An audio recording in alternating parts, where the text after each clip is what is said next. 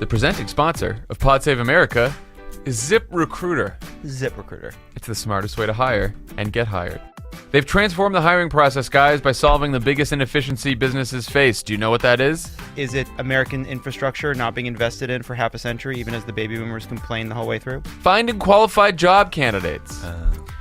They've built an entirely new platform engineered to connect the right people to the right opportunities. I thought it might be the declining quality of our railways, waterways. Their matching technology does the searching for you. When you post your jobs, ZipRecruiter scans thousands of resumes, identifies people with the right experience, and invites them to apply. When you ask the engineers, that big group of engineers, what's going on with infrastructure, they literally shit. The Army Corps? Yeah, the Army Corps. Yeah, how are the locks and dams? Not so good. It's like having a virtual recruiter working for you. In fact, 80% of employers who post on ZipRecruiter get a high-quality candidate through the site in just one day. Our listeners can try ZipRecruiter for free. Go to ZipRecruiter.com/crooked and start creating your job post. Once again, if you're hiring, try ZipRecruiter for free today at ZipRecruiter.com/crooked. ZipRecruiter. Trump wants a big fancy parade in his honor. He started out in the theater. Let's start talking about whether or not we're dealing with a gay person. Maybe that's the cause of all this. Better way to hire.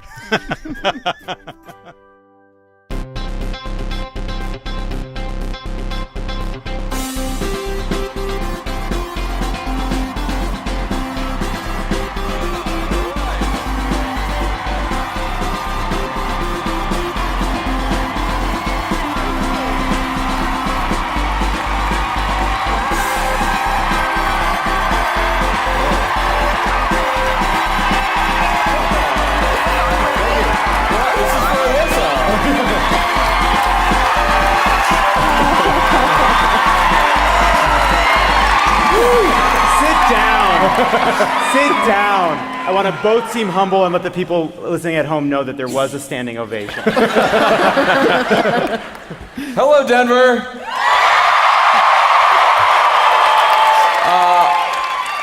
Welcome to Pod Save America. I'm Jon Favreau. Me? Oh, I'm Alyssa Mastromonaco. I'm Jon Lovett. I'm Tommy Vietor. I'm Dan Pfeiffer. We have a great show for you this evening. Business owner and community activist Wanda James is here. New Era Colorado is also here. They are the largest. Yeah, all right. This is the largest youth voter mobilization organization in Colorado, one of the largest in the country. You probably saw them on the way in. They were registering voters. Please see them if you haven't. And also, if you haven't registered or you have friends that haven't registered, go register to vote, please. Right here in Colorado, you have the highest proportion of millennials in any swing state in the country, and most millennials aren't registered. So you guys do a lot of good work here. Register your millennials, Colorado. That's my message this evening. Get those millennials on Get the them books. registered. Don't let them out of your sight. Get the form between their phones and their faces. All right, let's start with the news. As you guys know, here in Trump's America, we only fund our government in 6-week increments because we are an aging banana republic. And so at midnight this evening, the whole thing shuts down, possibly. What will we do? Who will save the day? So here's the state of play. Right now, both parties in both houses of Congress have made a deal that includes increases in defense spending that Republicans want, increases in other spending that Democrats want, including more funding for community health centers, disaster relief, opioid treatment, mental health initiatives, medical research, veterans health clinics, infrastructure, and funding the Children's Health Insurance Program for 10 years. So that's good news. In the Senate, thanks to the last shutdown, Mitch McConnell has also promised that after this deal is passed, he will hold an open process on a bill to protect the Dreamers. Allegedly. So what this means is, instead of starting the Senate debate with the Trump Cotton Keep Out People from Shithole Countries Act of 2017, which he was never going to do, which he was going to do before the shutdown, that was the plan, to start with the Cotton bill. Now he's going to allow a vote on whatever bill can get the support of 60 senators. So now this brings us to the House of Representatives. where right now about 50 to 70 of the worst House Republicans hate the Senate's budget deal because it spends too much money keeping people healthy, I guess. So that means that Paul Ryan needs Democratic votes to pass this bill and keep the government open. This is the same Paul Ryan who has refused to allow any vote on any bill to protect the Dreamers unless Trump okays it. So, Dan, what do the Democrats do in the House of Representatives with this leverage that they have? Well, here's what they shouldn't do. Do Paul Ryan's job for him. Right. Let's have a little history here. The reason that Dreamers are facing the threat of deportation is because Donald Trump unilaterally decided to end the DACA program. And Democrats want to solve that problem. Donald Trump claims that he wants to solve that problem. Paul Ryan claims he wants to solve that problem.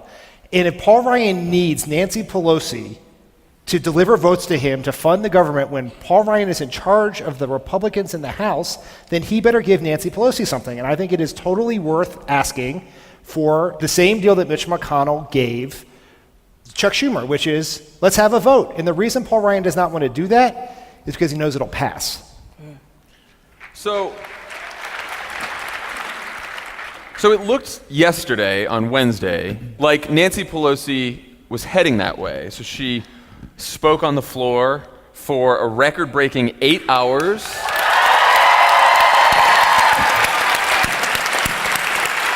What do we think of the speech, Alyssa? What do we think of Nancy's move yesterday? Well, I know you're a big Nancy Pelosi. First, we know my nickname for her is Nasty Pelosi. Nasty in the best possible way. In the best possible way. She killed it. I mean, she was down there. I thought the 4-inch heels, she would have scored the same points without them, but she killed it and everybody was there, but at the end of the day, what does it do? Well, so that's the question. So Nancy Pelosi gives this very long speech, and yet today it does not look like she is actually whipping the entire caucus to vote against this bill. She's saying she's certainly against it unless Ryan holds a vote for the Dreamers, but there's a lot of confusion about whether other Democrats are supposed to vote against the bill or can just vote their conscience. What do you think's going on here, Tommy? I don't know, man. I mean, I think that the unfortunate reality is we have little leverage in the Senate, which Schumer has used, some would say definitely, to get us to here and to the budget deal that's currently on the floor. It has gotten a promise from a notorious liar, Mitch McConnell, on DACA, so we're not thrilled yet, but we got something. We got CHIP, we got some other budget priorities. In the House, we have even less leverage.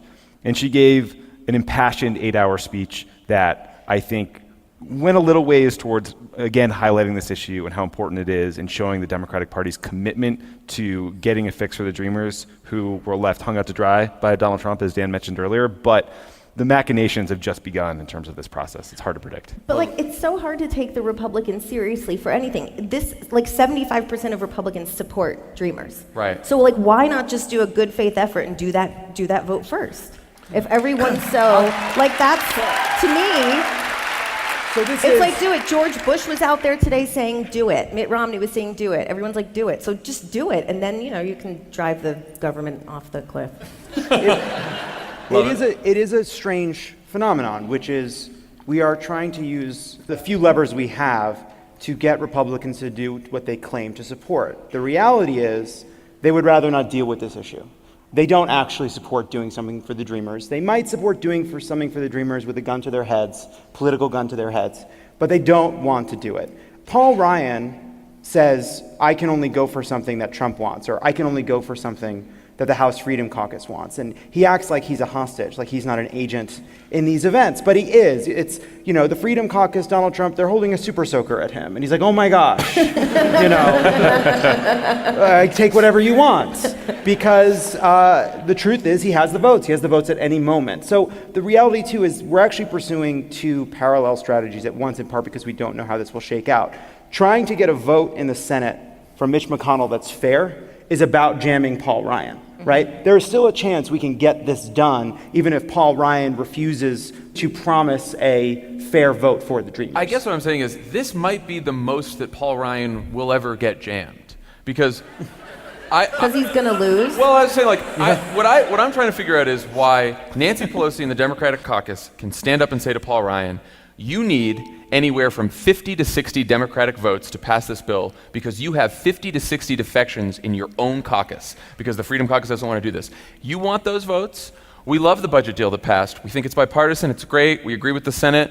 All we're asking is to get the same deal from you that the Senate Democrats got from Mitch McConnell, which is a promise that you hold an up or down vote on the DREAM Act knowing that it will pass this House. And I don't understand, I don't understand why the Democrats don't say, yeah, let's try that. So play it out, Dan. What's the downside of them doing that? Well, at first I would say it's about Nancy Pelosi's strategy, which is we worked with her for all 8 years Barack Obama was president, and she is as savvy a legislator as ever walked the halls of the Capitol. That's for sure. And she knows what she's doing. Yeah. And if she were to, there are members who are nervous about this. They're nervous about the politics. They're nervous about how the shutdown played out when the Senate Democrats waved the white flag after breakfast, basically. And so that... So they didn't last as long as Nancy Pelosi's speech on the floor of the House. And so instead of going to these members who might be in closer districts or might think they have tough races and saying, you have to vote this way, she's going to let them vote their conscience, but she's making it very clear the way she's going to vote and trying to get them to come to a decision on their own. This is how she did this for a lot of really tough votes in the Obama administration, and every single time she delivered. And that's the best way to do it, because if you try to rule with a hammer, it's not going to work. But so here's the danger of the process. So let's say the Democrats do not give the votes. The bill fails, the bipartisan deal, which funds things that we care about, the additional 4 years of all those good things I just talked about. All those things. And then what the House does is then it turns around and passes with only Republican votes another 6-week CR or a 3-month CR. That goes to the Senate. We know there are more than 60 votes to keep the government open because that's what happened the last time. So the same Democrats plus Republicans who voted to end the shutdown will then vote for that.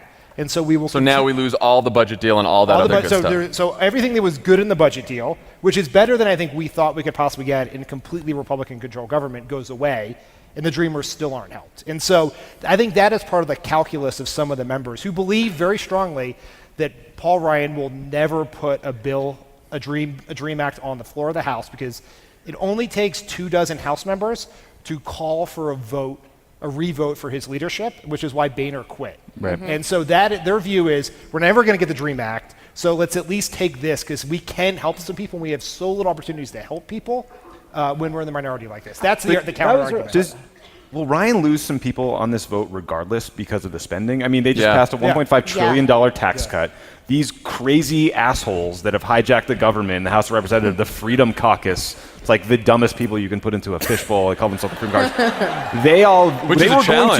They were going to explode the debt ceiling in 2011 because they were so offended by Barack Obama's spending. Suddenly we're throwing, $300 billion over 2 years of additional military and domestic spending? I mean, I'm not saying that I think these guys are coming at these from a deep well of principle, but there's got to be a few of them that are offended by this deal. Yeah, no, they think that's why he needs Democratic votes. They think they have lost about 50 to 70 Republicans on this, which is why you'd think that Democrats have leverage. But you're right, Dan, in the scenario, I guess if the government shuts down, Ryan says we open the government with a quick CR. And so basically, the House Democrats' problem is the Senate Democrats then turning around and saying, oh, if we get a CR from Ryan, we'll just keep the government funding and we won't have this deal. Yeah, so why walk the plank if the Senate Democrats aren't going to do the same? What Dan said I think is really important.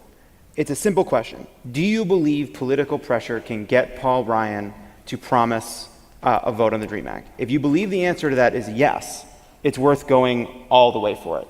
But it really may not be the case. He really may not be able to put himself in a position, and he has it already. He's been asked this question, and he's answered. He said no, and he squirrels his way out of it by saying, I want to protect the Dreamers. I'm totally committing to doing something for the Dreamers, but I'm going to do something that the president supports. And what that means is I will not bring a clean DREAM Act. I will do a DREAM Act, but it will have some noxious anti-immigration piece of it so I can get the House Freedom Caucus along and keep my speakership. So I guess if we wake up tomorrow, by the time people listen to this podcast, and the Democrats have caved and they give Ryan the votes he needs to pass it, what are the prospects of a deal to protect the Dreamers at that point? What comes next then? Because so now the Senate moves on to a bill.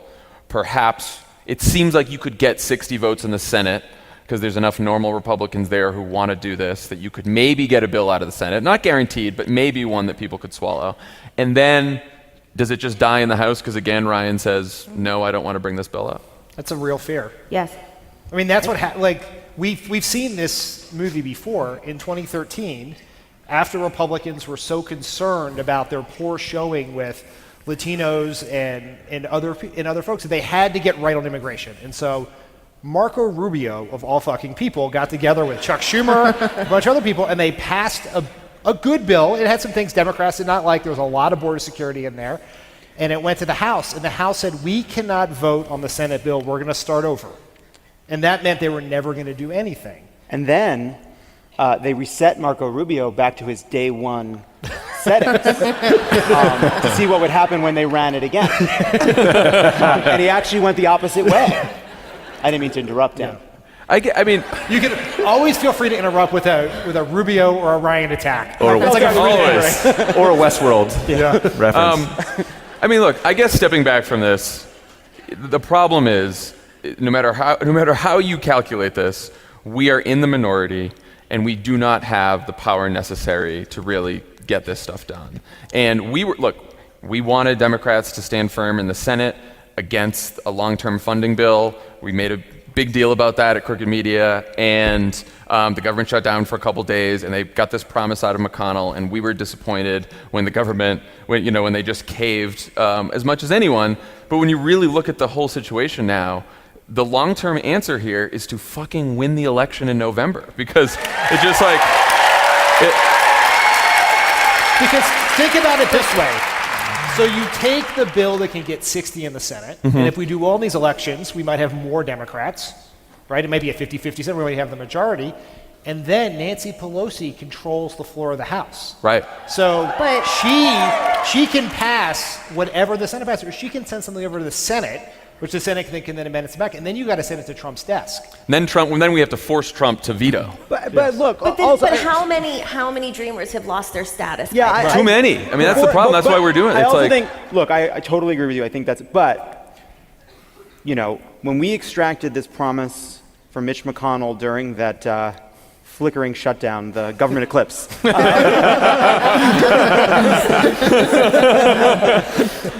is our episode title. Shutdown, rack up. All right, I don't know. There's a flicker. There's a flicker in the lights. Did the government shut down, or did I just have a weird brain thing? What were we talking about? The shutdown. So when we extracted that promise, we said at the time, there's one of two ways this can go. It can either be meaningless, and it was wrong to give up on the shutdown when they did, or there's a chance that it could be made meaningful. We don't know what the outcome of that process will be in the Senate.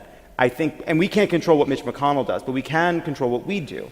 And I think we have to push Democratic senators and Republican senators to make clear that they stick to what they said, which is a fair process in the Senate that protects the dreamers, and that even goes along with border security. Because by the way, this dance about the wall, we've done it once before, and at the end of it, we gave him his fucking wall. Yeah. And you know what? We'll give him the wall again. Everybody just brace for it. It's happening. It's the only way we can protect the dreamers, and we already made that decision once, and I think we should make it again. It is a possibility to get a bill out of the Senate that does border security in a way that we don't necessarily agree with, but that protects the dreamers. It is possible for Mitch McConnell to get Donald Trump to think it's a good idea, because Donald Trump has a fit of whatever. He reads something and was like, yeah, great. It sounds like a good deal. Sure. I'll sign it. Yeah. He tells Paul Ryan to pass it. It's not inconceivable. It's not done. That's the hopeful scenario, that something gets out of the Senate. Somehow they get Trump in a room. They sort of lock Stephen Miller in a closet. They're giving him a bunch of headshots, and they slip the bill in there. He's like, the fuck did I sign? They have someone gets onto the set of Fox and Friends and looks into the camera and says, "Sign the bill, Trump. Sign the bill." John, you know that These are that's good my ideas. secret I know plan. that is. Yeah, no, that's your I'm plan. going to go on Fox and Friends and deliver a message to the president. Right. And so it is true. Don't tell them. If we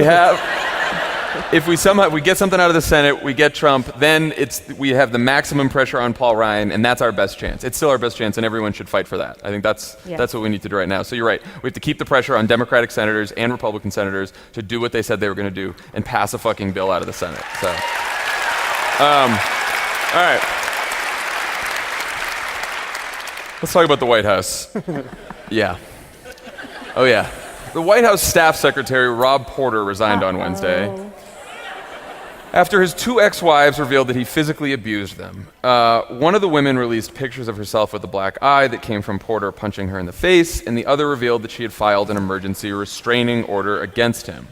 Before Porter resigned, multiple White House aides, including Chief of Staff John Kelly, went out of their way to defend him. Kelly called him a man of true integrity and honor and a trusted professional. Multiple outlets then reported that senior White House aides have known about the allegations since late last year. And since that time, he was elevated, helped write the State of the Union. Alyssa, let's start with, what does the White House staff secretary do, and why is it such an important job? So there are so many funny things about this. Well, it's actually not funny at all, but you know. So the staff secretary is the person who receives all of the documents that people want to send, like all the problems they were having with Trump, how people were just like leaving shit on his desk. With a proper staff secretary, that doesn't happen. They get the information, they check it, they make sure that everybody has signed off, that's like a stakeholder in the memo, and they run the entire process that gets briefings to the president. They usually have a TS SCI clearance because they handle all, foreign policy documents. What does that stand for? It stands for secret compartmented information. It's the top secret, and SCI is the compartments. The best of all the clearances. Best of all the clearances. It's the one they gave Kushner. It's the one they gave Kushner. We'll get there. They actually haven't given it to him yet. So the thing about it is the office that the staff secretary actually sits in is called a SCIF because the person should have SCI clearance. So it's hilarious. He sits in an office with, higher clearance than he has. But, like something funny to think about, like you see that he's just sort of like floated around. I just wanted to, in case you guys didn't know who other staff secretaries had been, David Gergen was staff secretary. John Podesta was staff secretary. Harriet Miers was staff secretary, and our staff secretary when we first got to the White House, Lisa Brown, was from the American Constitution Center and is now the legal counsel, the general counsel at Georgetown University. So they're like proper some real professionals. People. Proper professionals. Credentialed. So, Tommy, Porter's ex-wives, Coldy Holderness and Jenny Willoughby, also said that the FBI asked them about these allegations during their background check and specifically asked whether they believed Porter could be blackmailed, to which Willoughby answered yes because so many people knew of his abusive behavior. Are you surprised that didn't keep him out of the job? Yeah. I mean... Talk about the FBI background checks and why they asked those questions. This fucking guy.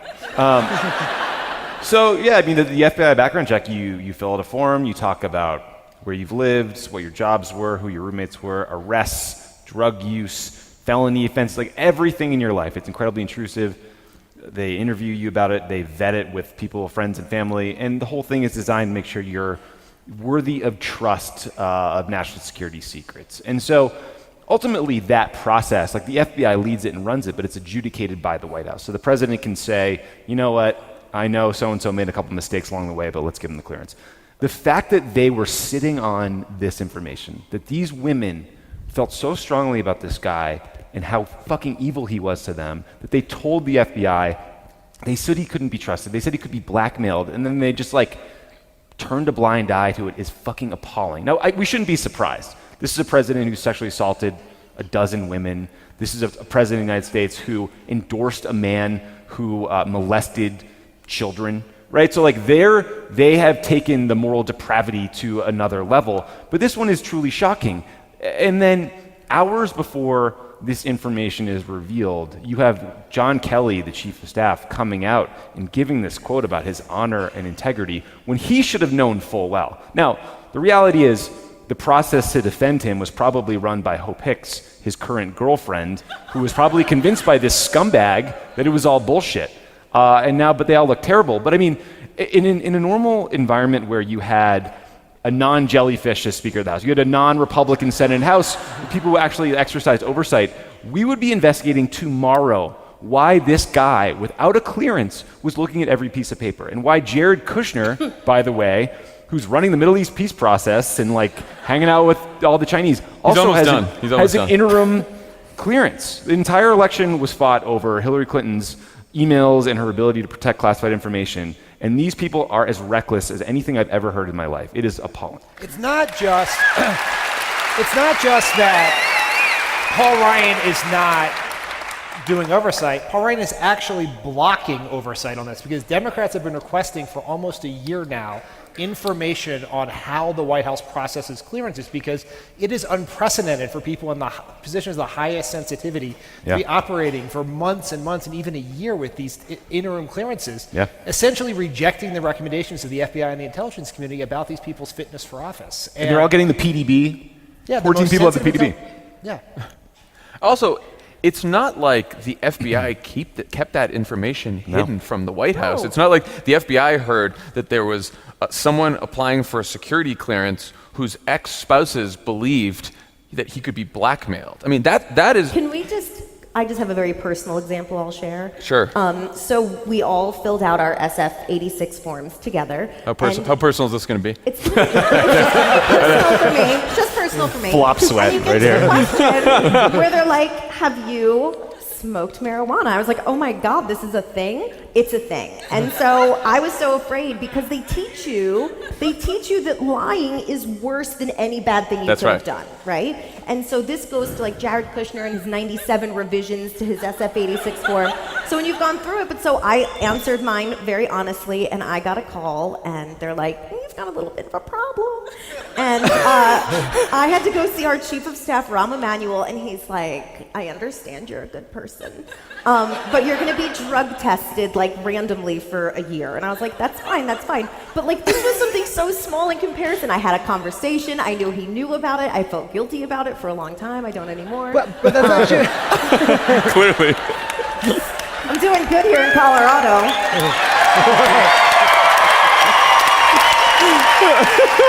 But that's actually really important because one thing they tell you when you're going through this process is you can have done things that were bad in the past, but they need to make sure that you're trustworthy now, and that's making sure that you're honest about what happened in your past so that you can't be blackmailed. Blackmail is the fear. Is the number one thing that they're worried about. They're worried about putting someone in a position like staff secretary who literally determines what the president sees and does not see, and someone having access to that person and being able to influence that person. Give me those documents. I want to see those papers, or I will tell the world about your spousal abuse. That is that is the thing they are afraid of. And it is extremely dangerous. This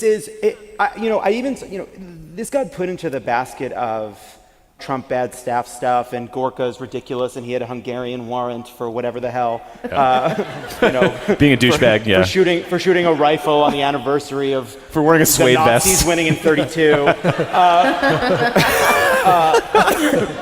But Gorka was trying to get invited to meetings and like getting booked on Fox and Friends. This is a new level of sensitivity. This is worse than Kushner. I mean, this is appalling. And if this were a Democrat, this would be the source of a giant scandal, months of hearings, every single committee.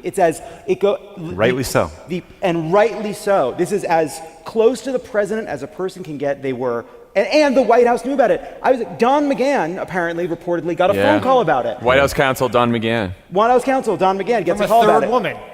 What? From a third woman. From a third woman, warning them about this. And I think two things about that. One, it was his responsibility to get that guy out of that job immediately. And two, the world we're living in, he did not think the fact that his staff secretary is a serial spousal abuser was the hardest legal problem on his desk that day. Yeah. It seems self-evident to me that these awful, awful human beings who work in that White House right now are more worried about a story redounding on the president's reputation because they know he assaulted women. They know the horrific things he was accused of in divorce filings by his ex-wife. They know he's a bad person who, if you fire someone for spousal abuse, suddenly might show just this much. They actually give a shit about protecting women. And that they might hear about it for Donald Trump. Not even Ivanka cares about the women. That is the thread that runs through Roy Moore, Roger Ailes, Bill O'Reilly in this, and how Steve to react Wynn. to all of those. Steve Wynn, which is the White House believes, from Donald Trump to John Kelly to Sarah Huckabee Sanders, that to believe a woman is to admit that Donald Trump is guilty. Right. And Unless there is one caveat to that hard-fought rule in the White House, which is if it is a woman accusing a Democrat, then they will immediately call for the resignation of that Democrat. I want to talk about John Kelly too. This was supposed to be the adult in the room. He was hailed as a true leader when he came to the White House, briefing room to give a speech once. A moderating force for Trump. So far, he has refused to apologize for falsely attacking a Democratic congresswoman, blamed the Civil War on a lack of compromise, said that Robert E. Lee was honorable, said that Dreamers didn't sign up for DACA because they were too lazy to get off their asses, and now this. Does Donald Trump attract bad people, or does Trump make people bad? That is my question. That's a good question. It's the ancient question, John. Nature or nurture? We've grappled with this. I gotta say, I was one of the people that, you have to be a pretty impressive person to rise to get a 4-star or to be a combatant commander. You have done a lot of things well in your life, and I was impressed by that, obviously. Everyone in this room is. He also lost a son in combat, and then just days later gave a speech at a funeral service for 2 other Marines who had been killed in combat that is one of the most moving, gracious, dignified, decent things you've ever read. And I let that make me emotional and think that there must be a strain of goodness that ran through this man. I really deeply regret feeling that way because, when you talk about DACA recipients getting off their lazy asses and some of the things he said, it's just sort of the same nativist coded racist language that you hear from everyone else in the Trump administration. And the thing that's so interesting, though, is that every other member of the military said the opposite. So that's what makes him so outrageous. Even Mattis today, whatever, it's low-hanging fruit, but he's like, if you are DACA and you're in the military, you won't be deported. Right? But every time Donald Trump has come out and said something, that when he wanted to ban transgender from the military, all of the Joint Chiefs stood up and said, we're not fucking doing this. But Kelly is that outlier. I never saw that coming. I was my tweets did not age well. I was yay, John Kelly, it's a new day. I knew. We knew that he was a hardliner on immigration, that he was going to be nativist like Donald Trump from stories about him at the Department of Homeland Security. Yeah. We knew that as he went up the chain of command, as he got closer to general, he became more extreme on immigration. That was in the works. A lot of this other stuff, though, like the lazy asses and the attacking Frederica and talking about Civil War and all that bullshit, that I definitely did not see coming. No. Oh my God, so much has happened in 6 months. Yeah. Just to keep up the happy talk, I want to cover a brewing constitutional crisis in the state of Pennsylvania we have. So, after the 2010 elections, Republicans won full control of Pennsylvania, of the state government, and they gerrymandered the shit out of the congressional map. They now control 13 of 18 congressional seats. Just to show you how crazy this is, Democrats in 2012 got 51% of the vote, and they won only 5 of 18 seats. So, in June of 2017, Pennsylvania's League of Women Voters filed suit to have the map invalidated as unconstitutional.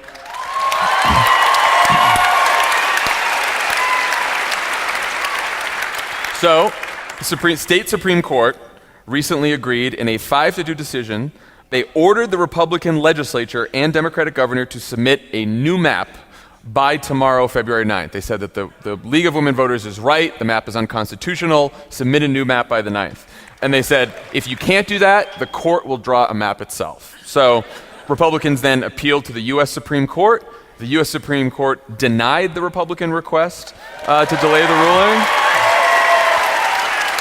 until after 2026. It's not quite a happy ending yet, guys. So now, some Republican legislators are threatening to impeach the 5 members of the state Supreme Court that ruled in the majority in this case. They all happen to be Democrats. It requires a majority in the House and 2/3 of the Senate to impeach judges, which the Republicans have. Dan. Yes, John. Gerrymandering expert. How much does this matter politically? What are the stakes here politically if the map is redrawn? Well, it could be what decides control of the House. If the maps are drawn as they should have been drawn to begin with, they are drawn in a fair way. Right. Depending on how it's done, Democrats could pick up 3 to 5 seats. Which is huge. Huge. We're trying just in a 23 seats to win the year. House. 3 to 5 is, yes. That's, yeah. And so in a normal Democratic year, they pick up 3 to 5. In a wave year, they could pick up more. And so this is ground zero in the battle for the House, which is why Republicans are considering such an extreme measure, because if this happens and then just Democrats perform as you would expect in districts that Hillary won, Republicans are unlikely to hold the House. And so this is going to be a real test of whether there are any norms that the Republicans are willing to adhere to. Like if I were a betting person, I think they will try the impeachment thing, because we saw what happened in North Carolina when the Democrats won the governorship, and then the Republicans in their last session changed all the laws with the outgoing Republican governor to dramatically reduce the ability of the Democratic governor to implement policy and make it easier to vote, right? Because the big thing was Republicans won all their power by undergoing massive voter suppression, cutting polling places. And so the Democrats were going to fix that because, people should be able to vote. And so Republicans then took the power from the governor and gave it to the locally elected election boards, which were mostly Republican. And so, we are staring down the barrel of a true constitutional crisis here. And hopefully there's a Republican adult who will stand up. But I have yet to find that person in the last 17 months. So that's what politically could happen. Tommy, what's the institutional damage here that could happen? I mean, I think this is one of those moments when you teeter between democracy to banana republic, right? Like on his way out the door, Hugo Chavez named 13 new judges. He was like, we just lost a whole bunch in the legislature. Let's just pack the courts. And when you show that kind of totally reckless disregard for institutions, especially the judiciary, when you refuse to play by the rules and you pick up your ball and go home, or in this instance, beat the shit out of the other guy and declare yourself the winner, I think that is a truly frightening scenario, and one that, as we've seen with everything else in the Trump administration, if that kind of activity starts to get normalized and not be like a nationwide uproar, it's something that could be frightening. Yeah. Lovett, what do you think? Yes, I agree with all of that. What we are seeing at the state level is what I think we need to worry about happening next at the national level, or in some cases is already happening.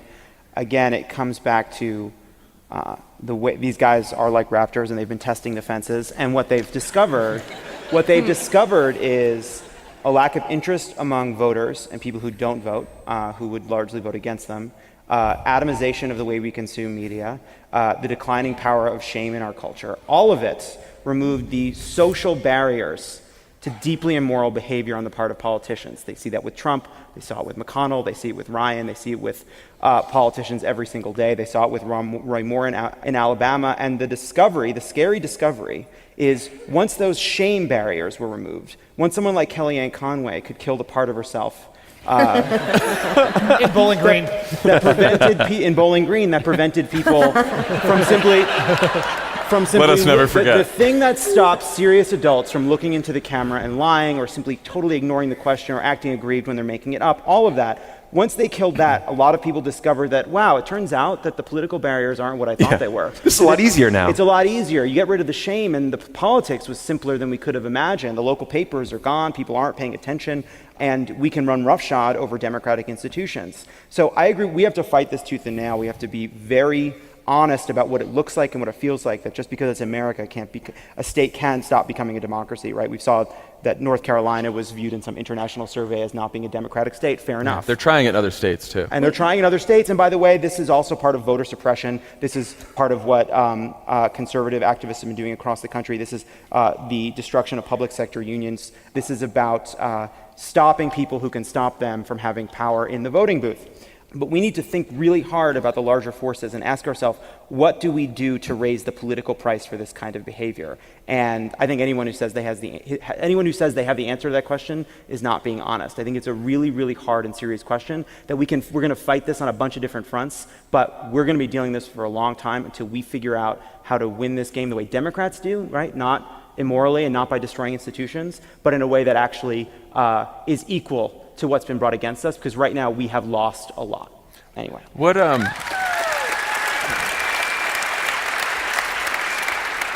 Alyssa, what does it teach us about what Democrats can do? Obviously, as Lovett was saying. Let's talk about Democrats, because gerrymandering is gerrymandering, and they do it too. Yep. And so everybody should be But held it's good but when it's we good do it. Then.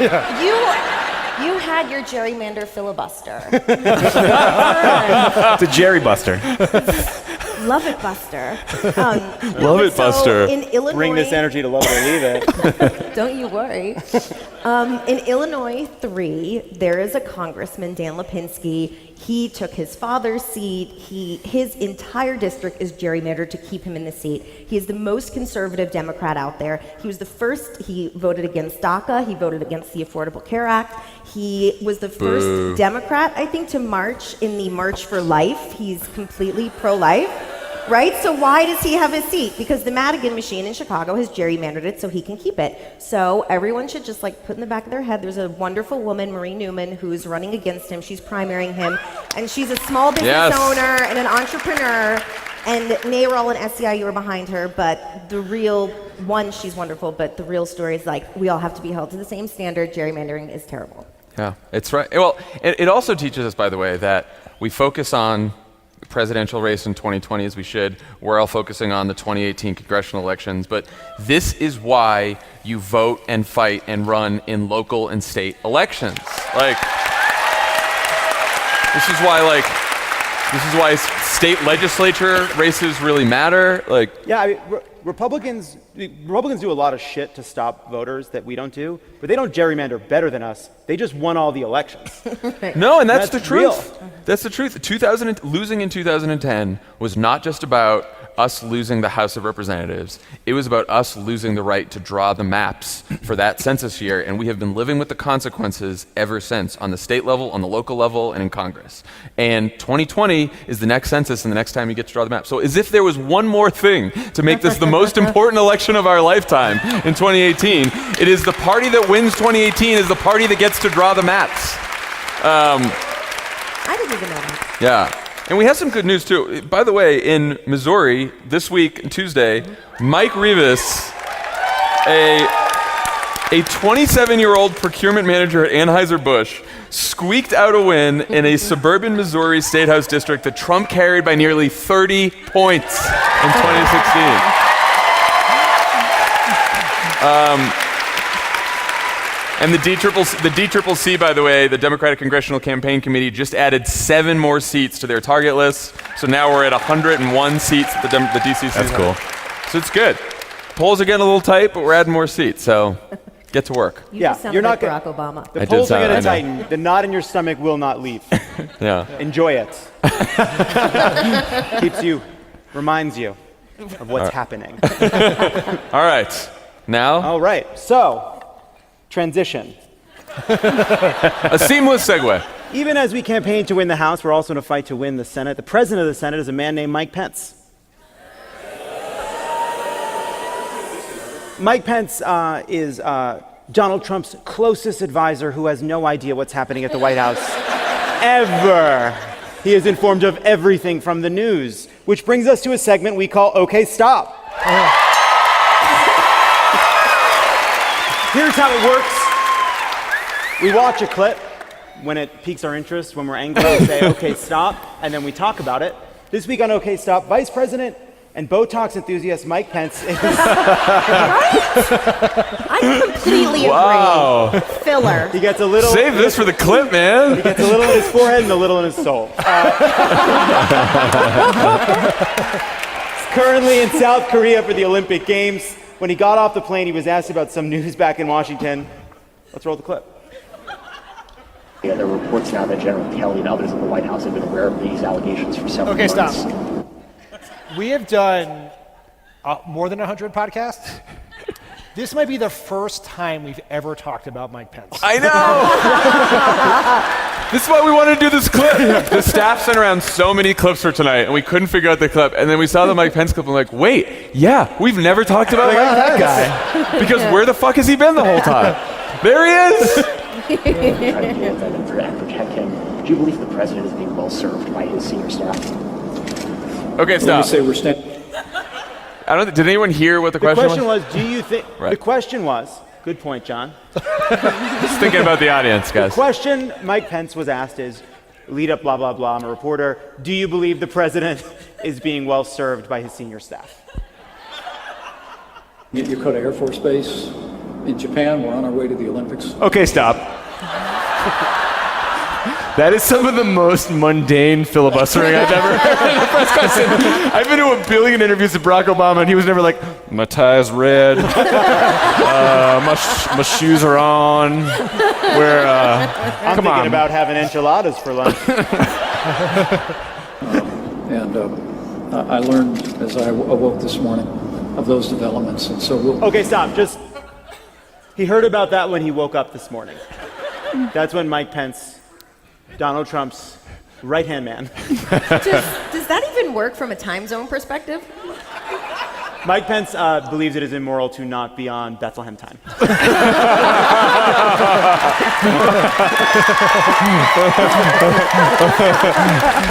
A scandal that has been brewing in the administration for at least since last year about an abusive senior staffer. He just found out this morning. In fairness to Mike Pence, Donald Trump also learns most of his information when he wakes up in the morning from the news. Also true. But also, if you're Mike Pence, would you ever go to South Korea not knowing what the hell Trump's going to tweet? No. I mean, would you want to be on the other side of the DMZ? Right? Yeah. We'll comment on any issues affecting White House staff when we get back to Washington. Briefly. Okay, stop. That's a new rule, which is I only can answer questions about Washington in Washington.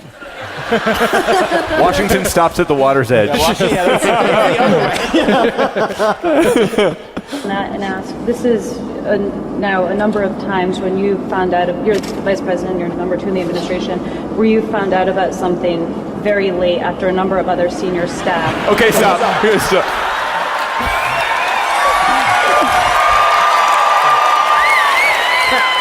First of all, that was friend of the pod, Ashley Parker. That was from my the okay, Washington stop, Post. John. She was on the show on Thursday. Huge shout out to Ashley Parker,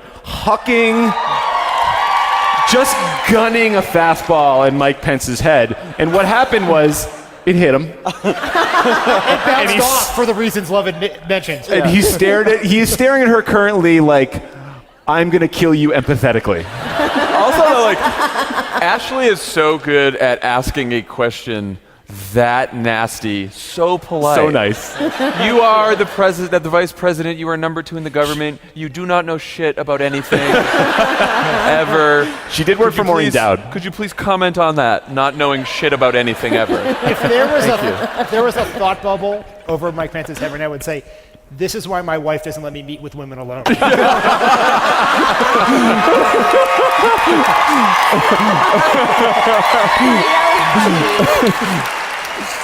You, even in the West Wing, have found out about it. Again, I understand we're standing here, but can you comment on why you often seem a little bit out of the loop on some of the senior things? It's a great honor for me to serve as vice president. President Trump has been incredibly generous with... How much Xanax does he take every morning? That is unbelievable. I can't talk to my Instacart guy that comment. That was an answer he could have given to literally any question. Anyone. It's a great honor to be the vice president. responsibilities and opportunities he's given me to serve, representing the United States on the foreign stage, as we have here in Japan, as we will later today in South Korea, and of course at the Olympics. Okay, stop. Can't see this at home, but that is his Reagan smirk.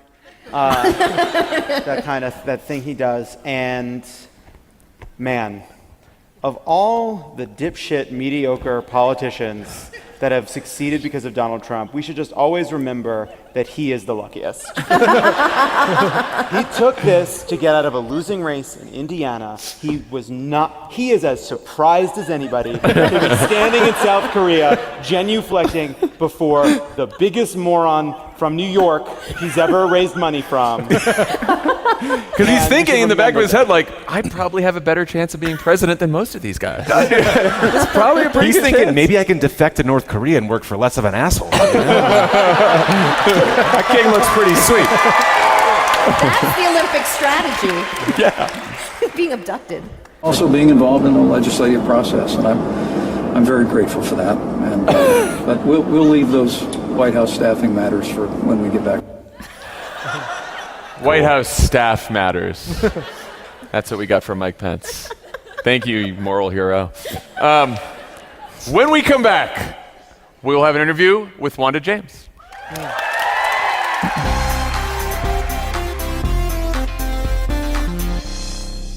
Pod Save America is brought to you by Blue Apron, Blue Apron, the leading meal kit delivery service in the United States. #1. While many people know what they do, many people don't know about the types of meals you eat when you cook with Blue Apron.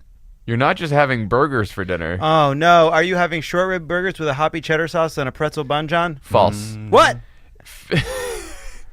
You're having strip steak and potatoes with with a spicy lime. maple collard greens. You're also having spicy chicken and stir-fried vegetables with jasmine rice. You're also having soy-glazed Korean rice cakes with broccoli and soft-boiled eggs. You're also having creamy fusilli bucati pasta with fried rosemary and Sounds walnuts. like an Italian car. That sounds like an Italian sex act.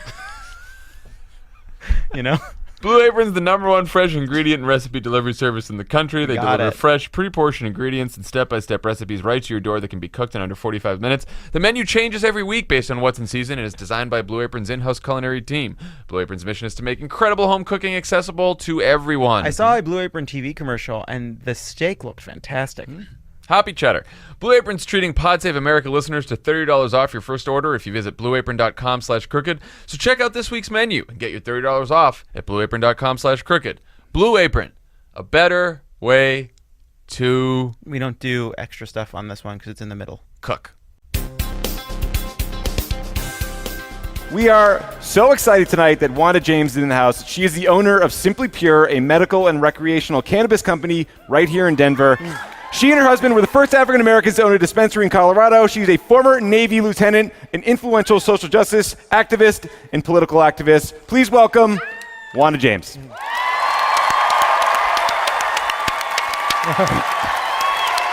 Hey, thank you. Thank you. Hey, everybody. How you doing? I'm good. How are you? Oh, good. We're great. Oh, Your my mic goodness. works. Wow. All these people are here for you. I know. So before you got into the cannabis business, you were affected personally by how our drug laws are weighted and enforced. Can you talk about your brother's story and what that experience taught you about the disproportionate impact of drug laws on young people who get arrested? Yeah. So, it's crazy. So in 1999, I had the pleasure of meeting my brother for the first time. And when I spoke to him, he'd said, I want you to know I just got out of prison. And he said he had a felony and he was in a maximum security prison. And I'm listening to this story and I'm like, oh my God, my brother murdered somebody, he hurt somebody, something horrible must have really happened. And he says, I got caught with 4 ounces of pot. I didn't believe him. I went to University of Colorado Boulder. I majored. That's good. I majored in pot, and so did everybody else, right? So in my world, no one ever got arrested. We'd roll joints in front of Libby Hall. Does anybody remember Libby Hall? Yeah. And CUPD would walk by and be like, hey, kids, put that away. We'd be like, all right, roll back up again. And then after I graduated, all of my friends were lawyers, doctors, business people, and they smoked pot, and no one ever went to jail. And when I met my brother, I was like, this can't be possible. You definitely did not get a 10-year prison sentence for 4 ounces of pot.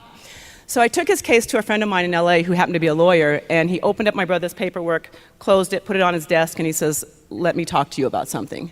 800,000 people a year are arrested for, at the time, 1999, for simple possession. 85% of those were black and brown, mostly boys between the ages of 17 and 24.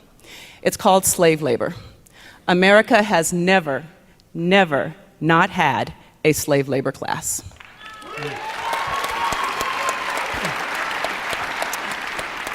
So he finishes his thing in Texas and he comes out to Colorado, and we get off of the Barack Obama 2008 presidential election. You guys know something about that, That was fun. right? We've heard about that, yes. Yeah. We raised a lot of money for him here in Colorado.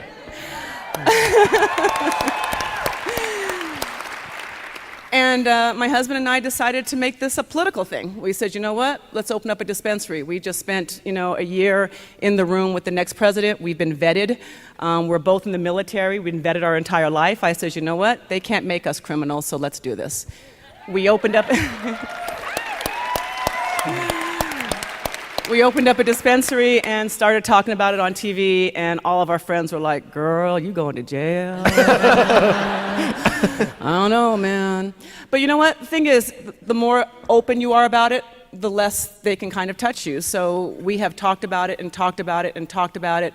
We have talked about mass incarceration. We have talked about the 85% arrest rate with black and brown people. Here in Denver, 33% of the people who were arrested for simple possession were black. And how many black people have you guys seen in Denver?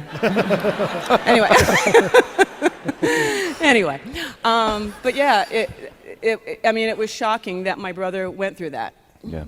Oh, and he had to pick, just real quick, this is the most disgusting part of this, is my brother only did 4.5 years in the maximum security prison, but to get out early, my brother picked cotton for 4.5 years in Texas. He had to pick 100 pounds of cotton a day to buy his freedom. Jesus. This wasn't 1865, by the way. Yeah. But it's horrible. Yeah, it is. It's disgusting. Walk us through the process of how you got into the business. How does someone open a dispensary? Like, what are the hoops you have to jump through to do that? Well, in 2009, there were no loops because there were no rules, and so you went and you got a license to open up a wellness or a yoga studio. Everybody had yoga studios. It was great. It was great. But no, in 2009, there really weren't a lot of rules. Rules making started happening in 2010, 2011, 2012. Of course, now there are a tremendous amount of things that you've got to jump through. So lots of money, $1 to $5 million probably to get into a dispensary. Here in Denver, there's a moratorium. So if you want a dispensary, you have to buy one. You've got to go through a background check. They check everything from your student loans to your child support to all of your taxes. All that has to be cleared up. You have to be of good moral character. It's quite the runaround. Back when you started doing this was sort of, it was a new thing. Now you have lots of people talking about the cannabis industry. You have publicly traded companies. Yep. You have people all over Silicon Valley talking about venture capital investments into cannabis-related companies. There are not very many African Americans in this space, despite the disproportionate impact on the African American community that you were talking about earlier. I mean, how concerned are you about the way the trajectory of the cannabis industry, and what things can we do to sort of course correct as we just started? That's what we talk about all the time, right? So everybody is getting into this. And even here in Colorado, here's the amazing thing. If you have a drug felony, a cannabis possession, you can't own a cannabis business for 10 years from the discharge of your felony. Now, if you're a rapist or a murderer, you can do it within 5 years. So, yeah, go figure. So basically, when we look at all of the visionaries in cannabis are locked up. Because if you were growing weed in the 70s or the 80s or the 90s, you're the visionary, right? You were doing it in your garage, kind of like, Steve Jobs and all those guys, right? So, it's interesting, and we locked up our visionaries. Yeah. But, we came back, the rebellion lived, and we taught a whole bunch of people in Colorado how to, grow cannabis. But the problem that we're seeing, though, is black people, ended up with the most felons, so we were cut out of the business. And then 2, we didn't trust this. My brother was arrested. Cops busted into homes in inner city neighborhoods. So we have been very nervous about coming into this industry. But we're now seeing a resurgence of people fighting to get in. So we're seeing Massachusetts that has laws on the books that doesn't allow penalizing people who have drug felons. Mm-hmm. California and Oakland are trying to set up laws to allow more people to get into the industry so that it is becoming more diverse. But even right now, less than 1% of dispensary owners are black. Wow. Some news was made in San Francisco recently where marijuana was legalized via ballot initiative in California. That started in January of this year, and then the district attorney in San Francisco went back and cleared a lot of convictions for people who were busted with marijuana. And I'm curious, which seems like the right thing to do, of course, but I'm curious whether there's any momentum to do something here similar in Denver or in Colorado, and what can folks here do to maybe make that a reality? So I saw today that the governor is considering letting a number of people who are in jail for their third strikes for marijuana. We've been trying to fight these laws for a while. We've had a couple of bills that haven't been able to get out of communities to be able to expunge people's records or seal their records if what they did would no longer be considered a felony. So we're trying really hard because I think Look, I'm not a fan of beer, but I don't think that anybody should go to jail for drinking beer. And I think that that's kind of the feel for cannabis right now. Whether you enjoy it or you don't enjoy it, nobody should be going to jail for the use of cannabis.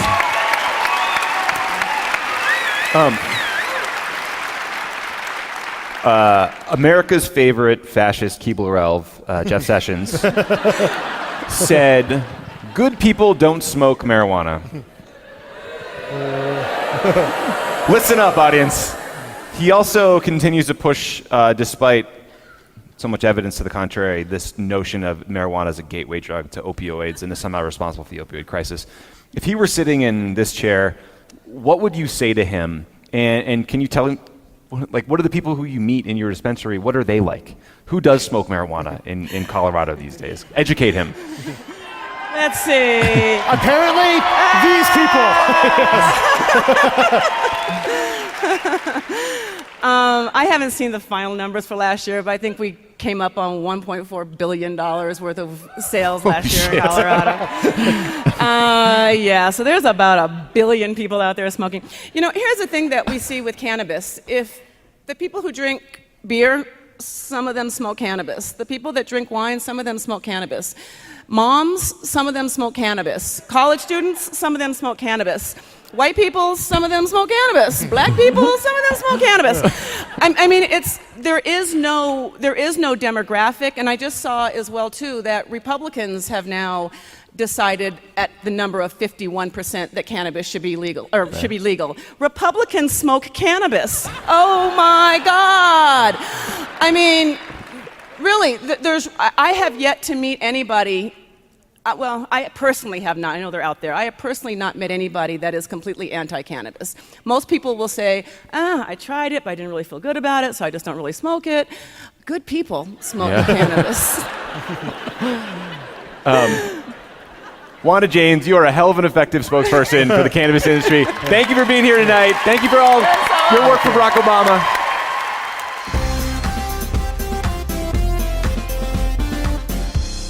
Pod Save America is brought to you by Betterment. Betterment's the largest independent online financial advisor. The service is designed to help improve customers' long-term returns and lower taxes for retirement planning, building wealth, and other financial goals. They take advanced investment strategies and use technology to deliver them to more than 300,000 customers. You know why that's good, John? Why is that? Because the market crashed 1,000 points last week and has been all over the place this week. So you don't know how to beat the market. But what you can control is how many fees you pay, how much taxes you pay. That's how you make money in the long run. Before Betterment, Tommy was my financial advisor. Tommy is still my financial advisor, and he tells me the same thing. Save, you dingus. That's his key piece of advice. Features like Betterment's socially responsible investing portfolio give you the flexibility to reduce your investment in companies that don't meet certain social, environmental, and governance benchmarks. Like, I don't want profits getting thrown off by the people burning computers in, Asia. Or like the Marlboro Man or something like that. Everything they do is designed to lower taxes and increase returns. Investing shouldn't be a confusing or frustrating experience. Investing involves risk. Pod Save America listeners can get up to 1 year managed free. For more information, visit betterment.com/crooked. That's betterment.com/crooked. Great. How you guys doing out there? How do you pronounce it? Marijuana. Marijuana. It's a local thing. Seen it written but never heard it said. Right. As you may or may not know, Donald Trump's favorability numbers have been inching up after the State of the Union. Republican numbers have been on the upswing as well. We obviously all, like you, reacted to the news with shock and despair. However, we pulled ourselves up from the doldrums and realized that there's probably a better way to react to the vacillations of poll numbers, and we thought we'd tell you about them in the form of a game. Now for a game we call Polar Coaster. Went with the dash. Okay. Would someone... the dash? Yeah, if it's an adjective, it's a dash. Polar coaster game? Polar coaster game. We'll talk about the dash after the show. Thank goodness it's an audio medium. So confused. For the people listening at home, there was no dash between polar and coaster. Would somebody out there like to play the game? Travis is in the house. And hi, what's your name? Hi, I'm Gina. Gina. Yes. Hi, Gina. Hi. Are you from Denver? Originally, I'm from Colorado, not from Denver. I am a native. Native of Colorado. But now you live in Denver. Yes. You're equivocating. You're being a real pensive about this. What's? It's a thing here. Where are you from? Pueblo. Pueblo. And how long have you been in Denver? 3 years. Great. Yeah. Great. What's the defensiveness for? Trust me, it's a thing. Ask everybody. And you guys each have your cards. I have my card. Got the cards. Let's start the game. Earlier this week, the Quinnipiac Taco Bell poll showed that Democrats are losing ground to Republicans in a generic ballot. Their lead shrunk from 14 points to just 7 points. What should you do with this information? Is it A? Is it A, calmly, methodically debunk the poll in a 24-part tweet storm and hope for a retweet from Nate Silver?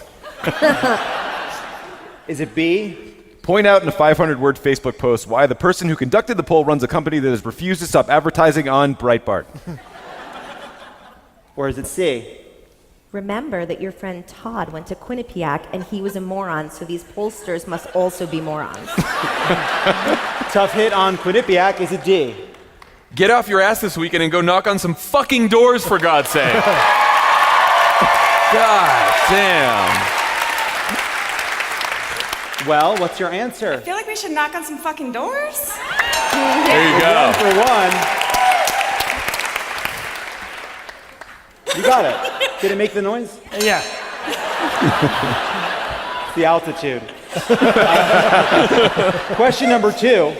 It's 9 months until the midterm elections, and polls show Donald Trump's favorability numbers slowly inching upwards. Do you remember who was ahead in GOP polls just 7 months before the last Iowa caucus? Was it A? Ben Carson, who had no idea he was running for president. Was it B? Scott Walker, who had just been caught throwing union members into a well. Was it C? Christine O'Donnell, that nice woman everyone thought was a witch. Or was it D? Marco Rubio. Sorry, this is an obvious joke answer. Marco Rubio never led in any polls. And he would be a tragic figure if he didn't think he was the hero in a saga we are all blessed to be observing from afar. Oh, man. That had some real answers in it. Yeah, So, wait a minute. 1 minute? What do you think what happens here? Phone a friend. Is it Ben Carson, Scott Walker, Christine O'Donnell, or Marco Rubio? Christine O'Donnell? It's so rare I get to say not even close. I just wanted to get a little Shabbat Monaco an answer because I love Scott you. Walker. You've already gotten it wrong. There's no way out of it. All right. We knew you were trouble. And you wouldn't even tell us where you were from. Question number 3. Just days before the Alabama special election, Doug Jones was losing to Roy Moore in polls 49% to 44%. How did Doug Jones end up winning? Was it A? Teams of volunteers on the ground, an extremely motivated Democratic electorate, in the hope that Alabama would do what's right. B. Millions of MS-13 gang members flooded over the border and intimidated poll workers into letting them vote for a centrist Democrat. Centrist really got me. Was it C? The Illuminati, whose headquarters is at the Denver airport. You can look it up. Or was it D? Alabama Republicans, moved by a sudden feeling of democratic bonhomie, removed a number of barriers to voting, including a punitive voter ID law after Jeff Sessions, weeping, said in a press conference, "I don't care if Republicans lose. Voting is the bedrock of American political life." God, if only that were true. That's an A. It was A. You've gotten it right. Final question. Don't know me. Final question.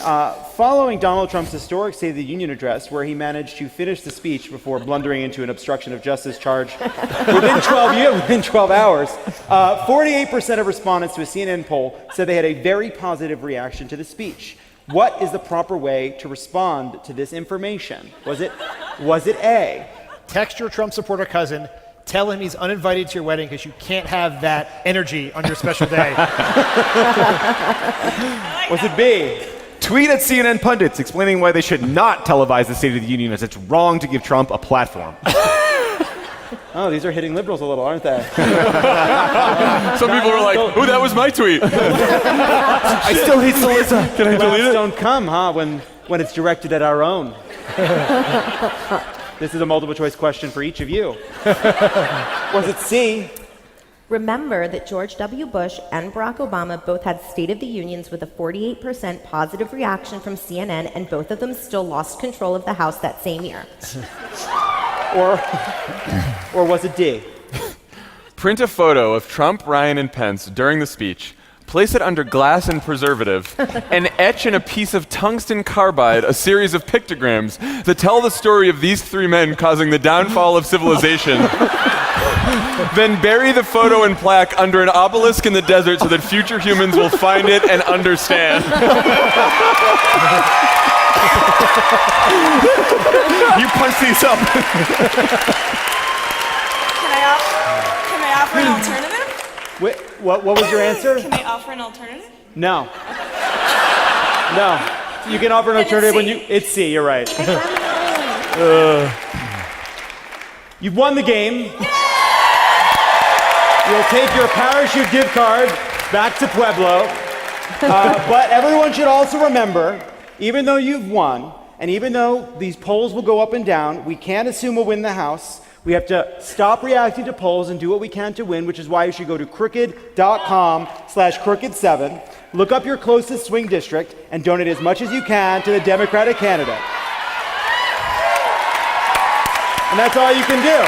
And that's Polar Coaster. Thank you for playing. When we come back, Questions. Q&A.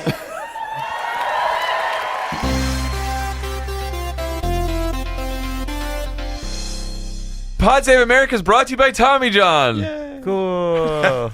Valentine's Day is just around the corner, and what better way is there to show that special someone how much you care than by replacing those tired old boxer shorts Tommy, with something you can be proud of? You. God, we're gonna go on tour for another like It's an 400 days or something. That's we're an gonna old, get back and it's gonna be Valentine's Day. isn't it? Simpsons joke. True. I remember that one. It was a card made for Lisa. It was by Ralph. Tommy John wants to help guys think. look and feel incredible and feel comfortable in all their layers. Valentine's Day is quite possibly the only day of the year when you want to be caught with your pants down. What's Tommy John, you cad? So lose those old tattered Seen Better Days boxers and switch to Tommy John. Limited edition Valentine's Day gift sets are available now at TommyJohn.com. Check out their new Go Anywhere clothing line. It takes you from desk to date in a flash. I'll tell you, you know what goes from desk to date? The Tommy John I'm currently wearing. You have a date tonight? No. Who are you dating? I'm not dating.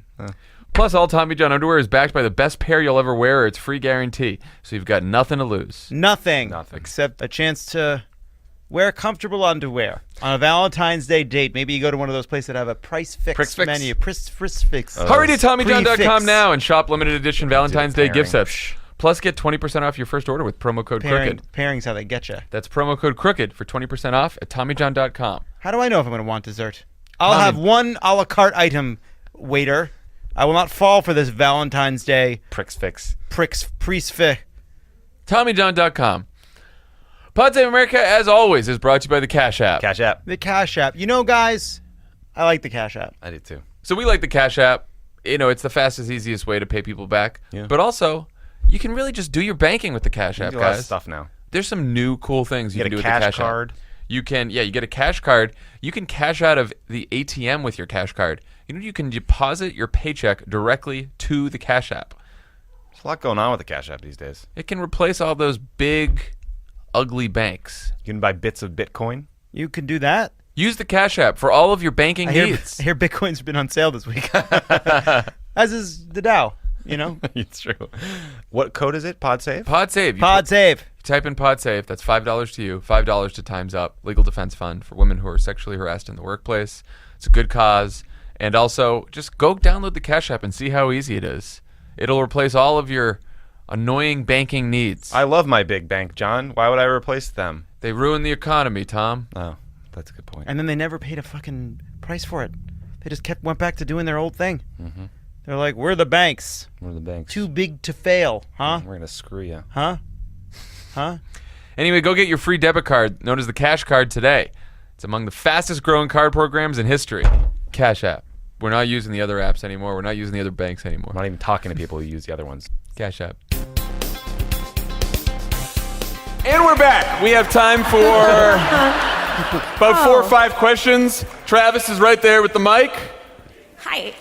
First of all, I want to thank you guys so much for kind of getting out there and trying to help us DACA kids. They're clapping for you, not us.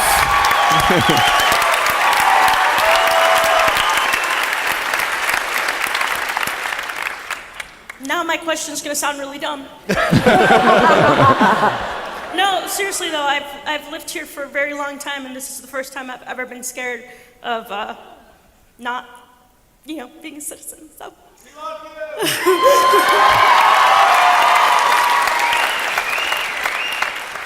So, what chances do you guys think we have at the Utah 4th?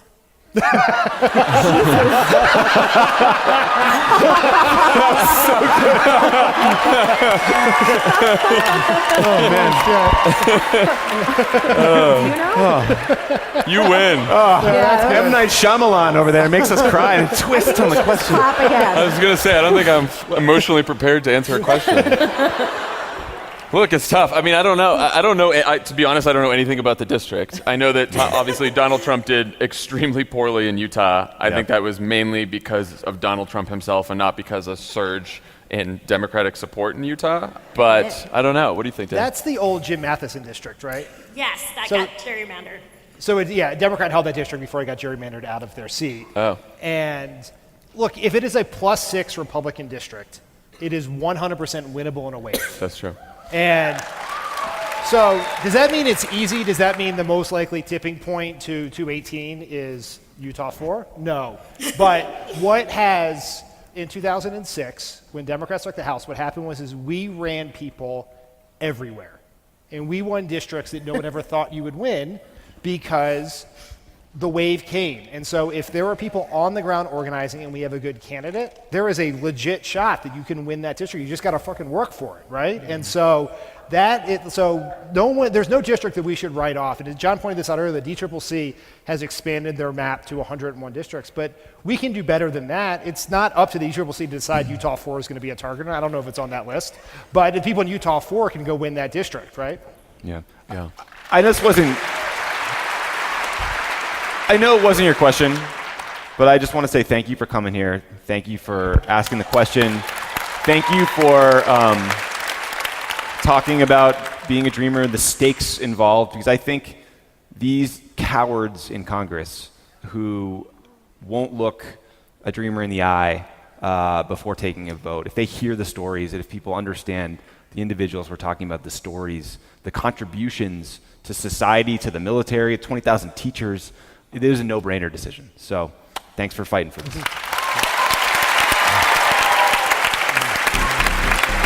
Denver, you've been fantastic. Thank you so much. Thank you to Wanda James. Thank you guys. Register to vote. We'll see you later.